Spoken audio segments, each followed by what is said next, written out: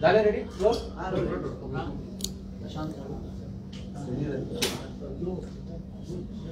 आज 12 मार्च आहे. आपल्या सर्वांना कल्पना आहे की मुंबईचा बॉम्बस्फोट हा 12 मार्च रोजी झाला होता आणि आता 3 दशकं झाली तरी त्याचे पडसाद आणि त्याचे घाव हे आपल्या मनावर कायम आहेत. आज एकीकडे 12 मार्चला 1993च्या बॉम्बस्फोटात शहीद झालेल्या सर्व मुंबईकरांना मी श्रद्धांजली अर्पण करतो आणि त्याचवेळी बॉम्बस्फोटाच्या आरोपींशी व्यवहार करणारे जेलमध्ये जाऊनही महाराष्ट्राच्या मंत्रिमंडळात कायम आहे याबद्दल मी खंत व्यक्त करतो. आज विशेषतः मी जे काही बोलणार आहे त्याचा संदर्भ आपल्याला कल्पना आहे की मार्च 2021 मध्ये भारतीय जनता पार्टीच्या कार्यालयामध्ये मी एक पत्रकार परिषद घेऊन महाविकास आघाडी सरकारचा होम डिपार्टमेंटमधला बदल्यांचा महाघोटाळा हा बाहेर काढला होता. त्याचे ट्रान्सक्रिप्ट्स, पेन ड्राईव्ह हे सगळं माझ्याकडे आहे हे मी सांगितलं होतं आणि ते मी देशाच्या होम सेक्रेटरीला सुपूर्द करतोय हेही मी त्यावेळी नमूद केलं होतं. आणि त्यानुसार जी काही या घोटाळ्याची सगळी माहिती माझ्याकडे होती ही सगळी माहिती त्याच दिवशी मी दिल्लीला गेलो आणि महाराष्ट्राचे होम सेक्रेटरी, भारताचे होम सेक्रेटरी यांना ही सगळी माहिती मी त्या ठिकाणी सादर केली आणि त्यानंतर त्याचं गांभीर्य ओळखून माननीय न्यायालयाने या संदर्भातली सगळी इन्क्वायरी ही सीबीआयला सुपूर्द केली आहे आणि आता या बदल्या घोटाळ्याची इन्क्वायरी सीबीआय करते.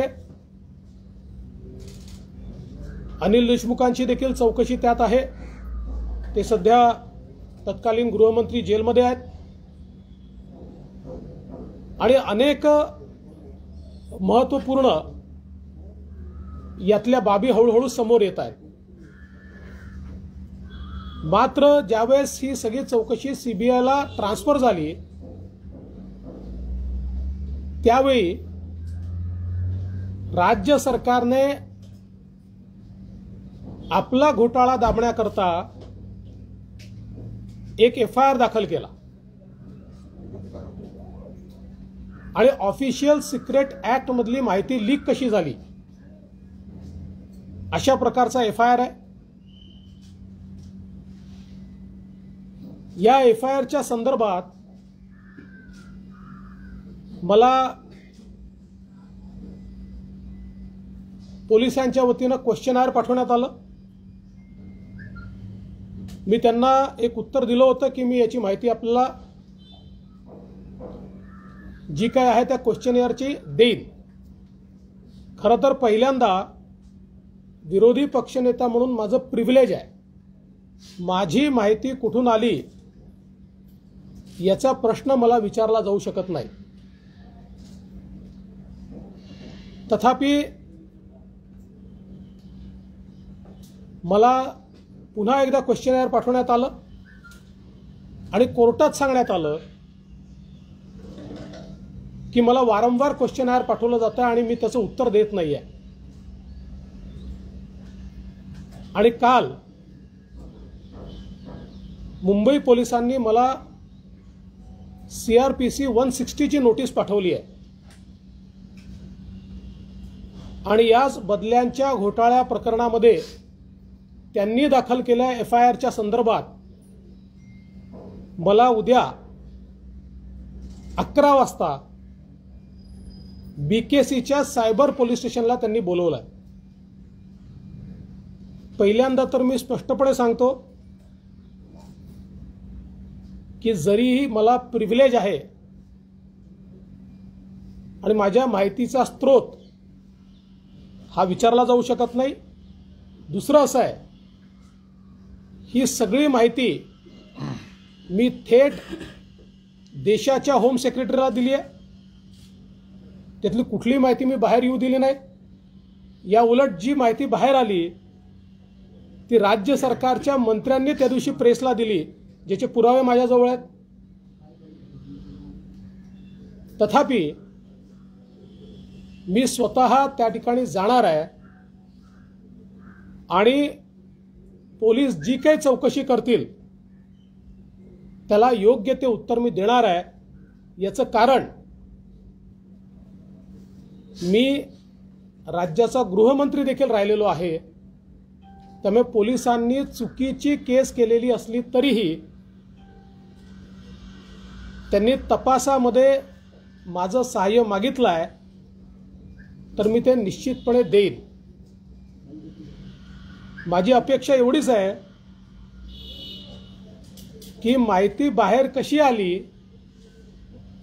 याचा तपास करण्यापेक्षा योग्य वेळी, कारण 6 महिने सरकारकडे हा अहवाल पडला होता आणि त्या अहवालात कोणी कोणी किती किती पैसे दिले आहेत, कोण पैसे देऊन कुठल्या पोलीस स्टेशनला गेलाय किंवा कोण कुठल्या जिल्ह्यात गेलाय, अशी सगळी सेन्सिटिव्ह इन्फॉर्मेशन असताना 6 महिने त्याच्यावर कुठली कारवाई सरकारने केली नाही। तर सरकारवर कारवाई झाली पाहिजे की ज्यांनी घोटाळा बाहेर काढला त्यांना पोलिसांनी पाचारण केलं पाहिजे, असा सवाल या ठिकाणी आहे। पण मला या गोष्टीचा संतोष आहे की माननीय सर्वोच्च न्यायालयाने ही सगळी माहिती CBIला दिली आणि आता तर न्यायालयाच्या निर्णयामुळे ऑफिशियल पेनड्राईव्ह किंवा ती सगळी माहिती ट्रान्सक्रिप्ट्स या राज्याला CBIला सोपवाव्या लागल्यात। त्यामुळे या केसमध्ये तसाही कुठला अर्थ उरत नाही। मात्र आत्ता जी काही राज्य सरकारची परिस्थिती आहे आणि विशेषतः परवाचा जो षडयंत्राचा भांडाफोड मी स्वतः केला आहे, त्यामुळे राज्य सरकार आणि पोलीस किंवा पोलिसातले काही अधिकारी यांना आता त्याचं उत्तर सुचत नसल्यामुळे अशा प्रकारची नोटीस मला देण्यात आली आहे। मी निश्चितपणे उद्या 11 वाजता BKCच्या सायबर पोलीस स्टेशनला हजर राहील।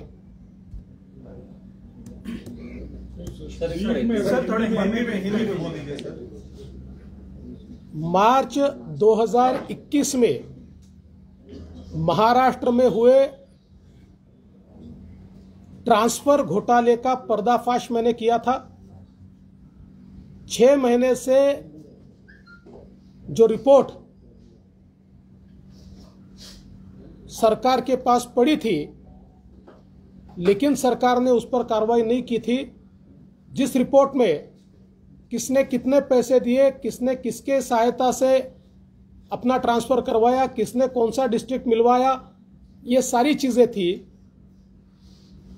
उस रिपोर्ट को मैंने प्राप्त किया या मेरे पास वो आया और मैंने उसकी प्रेस कॉन्फ्रेंस लेकर ये जानकारी दी कि ऐसा रिपोर्ट मेरे पास है, जो रिपोर्ट मैं देश के होम सेक्रेटरी साहब को सौंपने जा रहा हूं।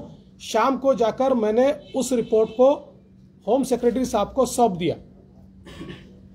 उसके बाद इस रिपोर्ट पर जब कार्रवाई नहीं हो रही थी तो माननीय न्यायालय ने, कोर्ट ने ये सारे मामले की तफ्तीश CBI को सौंपी और अब CBI उसके ऊपर जांच कर रही है। उस मामले में भी पूर्व गृह मंत्री आरोपी है, वे अभी जेल में है। और जब ये सारा अपना घोटाला बाहर आया तो इस सरकार ने, चूंकि मामला तो सीबीआई के पास था, तो इस सरकार ने विंडिक्टिव एटीट्यूड से एक गुना यहां पर दाखिल किया कि ये सारी चीजें बाहर कैसे आई, इससे ऑफिशियल सीक्रेट एक्ट का उल्लंघन होता है। और उसके बाद चूंकि ये सारी बातें मैंने एचएस को सौंपी थी, होम सेक्रेटरी साहब को सौंपी थी, उन्होंने मुझे 2 बार क्वेश्चन भेजा। मैंने एक बार उनको जवाब भी दिया कि उचित समय पर मैं इसका जवाब दूंगा। लेकिन कल मुझे पुलिस की ओर से सीआरपीसी 160 का नोटिस मिला है, जिसमें उन्होंने इसी मामले के सिलसिले में मुझे बीकेसी साइबर पुलिस स्टेशन में बुलाया है। वैसे तो विपक्ष के नेता के रूप में मेरे पास इंफॉर्मेशन कहां से आई है, इसको न बताना ये मेरा प्रिविलेज है, लेकिन बावजूद उसके मैं चूंकि होम मिनिस्टर रहा हूं, मैं अपनी जिम्मेदारी को समझता हूं और कोई भी ऑफेंस गलत तरीके से भी अगर रजिस्टर किया हो और उसमें अगर पुलिस कुछ पूछताछ को सहायता चाहती हो तो मैं उसको रिस्पॉन्ड करूंगा। इसलिए कल 11 बजे बीकेसी साइबर पुलिस स्टेशन में इस मामले के बारे में मैं जाने वाला हूं, उनके सवालों का मैं जवाब दूंगा। लेकिन मुझे इस बात का आश्चर्य है कि जो घोटालेबाज है और जिनकी सीबीआई इंक्वायरी कर रही है, उनको अगर सही समय पर सरकार पकड़ती और 6 महीना इसको दबाकर नहीं रखती तो शायद मुझे बाहर लाने की आवश्यकता ही नहीं पड़ती। उनको सरकार बचाना चाहती है और जिसने घपला घोटाला बाहर निकाला उसको पुलिस स्टेशन में बुलाया जा रहा है। लेकिन मैं जरूर जाऊंगा, क्योंकि मुझे पता है सीबीआई में तो दूध का दूध और पानी का पानी होता जा रहा है और जल्दी ही पूरे मामले में मेरा विश्वास है कि सीबीआई अपनी रिपोर्ट कोर्ट को सौंपेगा या उसकी जो उनकी कार्यपद्धती होगी उस कार्यपद्धती को पूरा करेगा। पण सर, जे फोन टॅपिंग झालेले आहे त्याच्यामध्ये वेगवेगळ्या मंत्र्यांचे देखील फोन टॅपिंग केले गेले, त्यामुळे यंत्रणांचा वापर करून कुठेतरी हा पेगासस केला गेला असा थेट आरोप देखील होतोय। पहिल्यांदा पेगासिस आणि यातला फरक समजून घ्या, याचा काय पेगासिसचा संबंध नाही। दुसरं, ही नोटीस कुठल्याही टेलिफोन टॅपिंगच्या संदर्भातली नाही, ही नोटीस बदल्यांच्या संदर्भातला जो रिपोर्ट आहे त्याच्या संदर्भातली आहे। टेलिफोन टॅपिंगचा मंत्र्याशी, गृहमंत्र्याशी, मुख्यमंत्र्याशी संबंधच येत नाही, त्याची मान्यता एसीएस देतात। त्यामुळे कालच मला असं वाटतं कोर्टामध्ये त्या संदर्भात रश्मी शुक्लांना जे काही रिलीफ मिळालेला आहे त्यात त्यांनी तेच दाखवलेलं आहे की याच्या सगळ्या परमिशन एसीएस कडनं घेतलेल्या आहेत, एसीएसने दिलेल्या परमिशन आहेत। आपल्या राज्यामध्ये अशा प्रकारचा कुठलाही सुप्रीम कोर्टाच्या निर्णयामुळे अशा प्रकारचा कुठलाही निर्णय हा मुख्यमंत्री किंवा गृहमंत्र्याला करताच येत नाही। पुणे पोलिसांनी तुम्हाला नोटीस बजावलेली आहे फोन टॅपिंगच्या संदर्भात? पुणे पोलिसांनी मला कुठलीही नोटीस दिलेली नाही। देवेंद्रजी, काल कोर्टात एका सुनावणी दरम्यान हे सगळे पुरावे 2 तपास यंत्रणा ज्या आहेत तर त्यांनी एकमेकांना दिले तरी काही हरकत नाही असा एक कोर्टाने देखील वर्तवलेलं आहे। तुम्हाला वाटतं की राज्याला ते पुरावे दिले, म्हणजे सामान्य त्यांच्याकडे फाईल होती पण त्यांनी काही केलं नाही, आता इथून पुढे जर त्यांना पुरावे गेले सगळे तर ते काय करतील? त्यांना नेमके कुठले पुरावे पाहिजेत? कारण त्यांनी आता पुरावे सगळे सीबीआयला दिले, कोर्टाने ऑर्डर दिला, राज्य सरकार हे पुरावे सीबीआयला द्यायला तयार नव्हतं। ओरिजिनल जो काही हार्ड डिस्क आहे किंवा त्याच्या संदर्भात जो पेन ड्राईव्ह आहे, ओरिजिनल जे सगळे कागदपत्र आहेत हे द्यायला राज्य सरकार तयार नव्हतं। तर न्यायालयाने सांगितलं की तुम्हाला हे सीबीआयला द्यावं लागेल आणि आता त्यांनी ते सीबीआयला दिलं आणि सीबीआय त्याची चौकशी करते आहे। सर, पेनड्राईव्ह प्रकरणामध्ये तुम्ही विशेष सरकारी वकील प्रवीण चव्हाण यांच्यावर आरोप केले होते। प्रवीण चव्हाण यांनी एबीपी माझाला एक मुलाखत दिली, त्याच्यामध्ये त्यांनी असं म्हटलंय की हे जे सगळे काही पुरावे दिलेले आहेत, व्हिडिओ दिलेले आहेत, त्या रेकॉर्डिंगमध्ये मॅनिप्युलेशन केलेलं आहे, आवाज आणि व्हिडिओ वेगळा आहे, अशा पद्धतीचा दावा त्यांचा आहे. असं आहे की ते जसे वकील आहेत तसा मी पण वकील आहे. मला हे माहिती होतं की काय काय डिफेन्स घेणार आहेत, त्याची मी आधीच काळजी घेतलेली आहे. त्याची सगळी टेक्निकल माहिती माझ्याकडे आहे. त्याचं एक फॉरेन्सिक ऑडिट मी करून घेतलेलं आहे.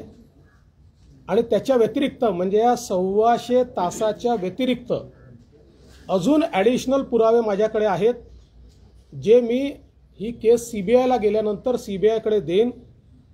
याचा राज्य पोलीस कुठल्याही परिस्थितीत चौकशी करू शकत नाही. आज प्रवीण चव्हाण जे बोलले ते 3 दिवस का बोलले नाहीत, याचं कारण गेल्या 2 दिवसामध्ये राज्य सरकार आणि राज्य पोलिसांशी समन्वय साधून याची पुढची लाईन ऑफ ॲक्शन काय करायची आहे या संदर्भातला निर्णय करून मग ते या ठिकाणी बोलले आहेत. मला याची पूर्ण कल्पना आहे की ते हा प्रयत्न करतील की या ठिकाणीच एखादा गुन्हा दाखल करून आणि त्या संदर्भात सगळं हशप करायचं, पण मी ते होऊ देणार नाही. मी त्या संदर्भात एक्सपर्ट्सशी चर्चा करून सगळं माझ्याकडे ठेवलेलं आहे. ज्या ज्या टप्प्यावर ज्या ज्या गोष्टीची आवश्यकता असेल त्या त्या टप्प्यावर ती गोष्ट ती टेक्निकल इन्फॉर्मेशन तो फॉरेन्सिक ऑडिट रिपोर्ट हा सगळा मी सादर करीन आणि तो CBIला मी सादर करीन. सरकारने CBIला दिली नाही तर कोर्टात आम्ही जाऊ आणि कोर्टातनं आम्ही तो CBIला सादर करू. एक गोष्ट अजून मला सांगितली पाहिजे की हे सन्माननीय जे वकील महोदय आहेत यांच्या संदर्भात मांडल्यानंतर माझ्याकडे तक्रारी इतक्या मोठ्या प्रमाणात आता येऊन राहिल्या आहेत की कशा प्रकारे यांनी विक्टिमायझेशन केलं आहे. आणि काल तर एक भयानक तक्रार माझ्याकडे आली आहे. मी त्याचं लवकरच व्हेरिफिकेशन करतो आहे की ज्या तक्रारीमध्ये BHRच्या केसमध्ये हे सरकारी वकील आहेत, पण BHRच्या केसमध्ये पहिल्यांदा BHRचे जे अध्यक्ष होते रायसोनी, त्या रायसोनींना ज्यावेळेस पोलिसांनी पकडलं होतं आणि त्यांना ज्यावेळेस अरेस्ट केली होती त्यावेळेस हायकोर्टमध्ये त्यांचे वकील म्हणून हे उभे होते. अशा प्रकारची एक तक्रार माझ्याकडे काल प्राप्त झाली आहे. मी अजून त्याचं पूर्ण व्हेरिफिकेशन केलेलं नाही, ते लवकरच व्हेरिफिकेशन मी करीन आणि हा तर फार मोठा गुन्हा ठरेल. एक महत्वाचा मुद्दा, 3 पक्षांचं सरकार आहे, त्यामध्ये अनेक अनुभवी नेते आहेत. शरद पवार या सरकारचे मार्गदर्शक आहेत. तुम्ही विरोधी पक्षनेते आहात, तुमच्या ह्या अधिकारांमध्ये येते त्यांना देखील माहिती आहे. मग हे इतक्या पद्धतीनं ते कसं काय करतात, नोटीस देणं किंवा हा अधिकारांमध्ये येत असताना देखील? 2 गोष्टी मला यातल्या प्रामुख्यानं वाटतात. एक गोष्ट ते नरेटिव्ह तयार करायचा प्रयत्न करतात, त्यांच्यामध्ये एक मोठी घबराट आहे. त्यामुळे ते नरेटिव्ह तयार करायचा प्रयत्न करतात की बघा आम्ही पण काहीतरी कारवाई करतो आहोत. त्यांना असं वाटतं की अशा प्रकारचा नरेटिव्ह तयार करून एक काउंटर नरेटिव्ह तयार होईल आणि आपले जे घोटाळे घपले बाहेर येत आहेत त्याला हा नरेटिव्ह काउंटर करेल. जसं पहिल्यांदा त्यांनी एक अतिशय वीक अशा प्रकारचा लॉजिक पुढे केलं. म्हणाले त्या कॅमेऱ्यांवर डेट वेगवेगळ्या आहेत. मग त्याच्यावर आम्ही प्रश्न विचारला की त्यातली एक डेट तर माझ्या जन्माच्या आधीची आहे, मग काय जन्माच्या आधी स्टिंग झालं का? आता मात्र मला असं वाटतं तुमच्याकडेच त्या वकील महोदयांनी सांगितलं की गेल्या 2 महिन्यात ते झालं आहे.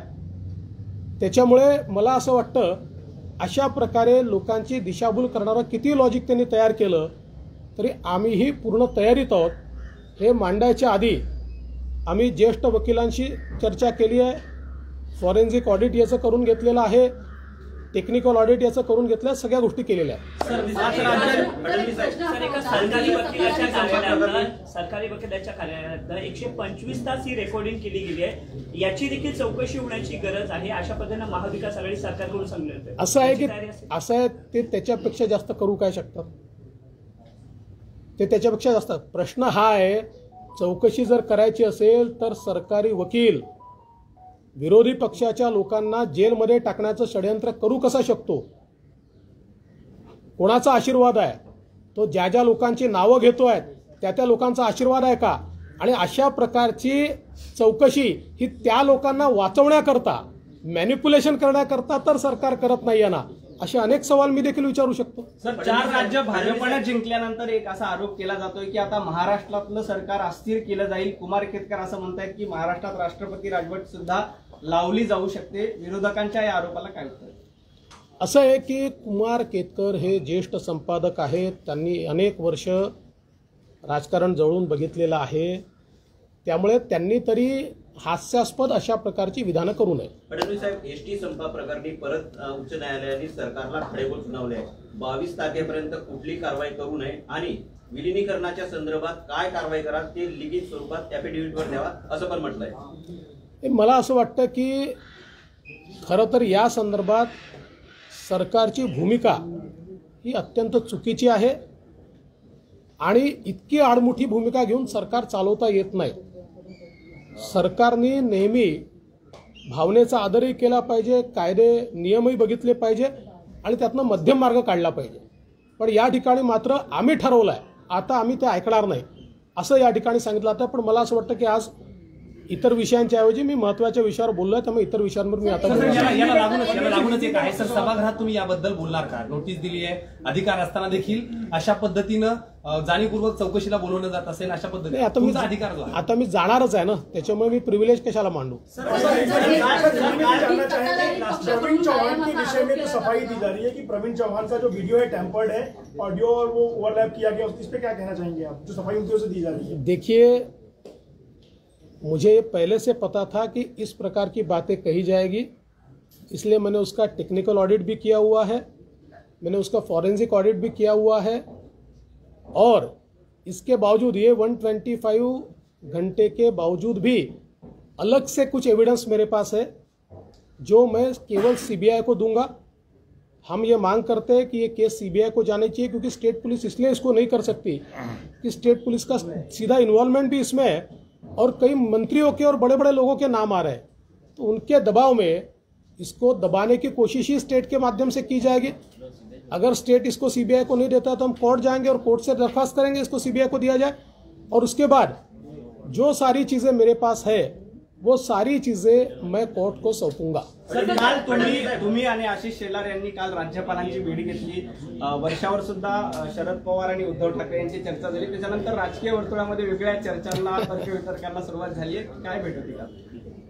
माझी भेट ही मी नागपूरच्या एका कार्यक्रमाचं निमंत्रण देण्याकरता त्या ठिकाणी गेलो होतो. आम्ही सोबतच होतो. मी आशिषला मला नंतर एका ठिकाणी जायचे होतं, तर मी आशिषला सांगितलं होतं तू डायरेक्ट त्या ठिकाणी पोहोच. त्यामुळे मला असं वाटतं की कुठलाही राजकीय संदर्भ नाही आहे, एका कार्यक्रमाचं निमंत्रण देण्याकरता मी गेलो.